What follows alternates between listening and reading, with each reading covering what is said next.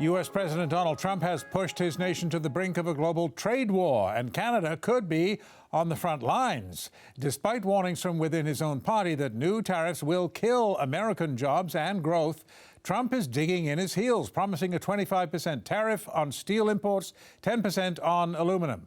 Trump did make Canada a special offer, however, tweeting NAFTA, which is under renegotiation right now, has been a bad deal for USA. Massive relocation of companies and jobs. Tariffs on steel and aluminum will only come off if new and fair NAFTA agreement is signed.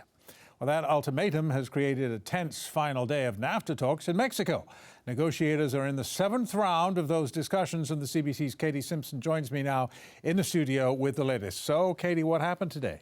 Well, you've already got these very complicated NAFTA talks, and this new element, this new tension has been brought into the mix with this threat about the steel and aluminum tariffs and Donald Trump trying to tie them into NAFTA negotiations. It certainly doesn't help anything with the mood and the morale at these talks, especially these talks have gone on for nearly 10 days now. Negotiators are tired. The political bosses are coming in. And when the political bosses come in, the tensions are already sort of raised.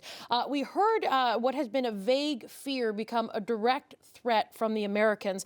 We know that Donald Trump has mused about killing NAFTA instead and going the bilateral trade route instead. And we heard that directly from Bob Lighthizer today. He is the U.S. trade representative. He's the guy overseeing this project for Donald Trump. Today at the closing news conference, he says these talks need to move faster. The political calendar is going to be a problem because we've got the Mexican election coming up this summer, U.S. midterms in the fall, Canadian federal election 2019.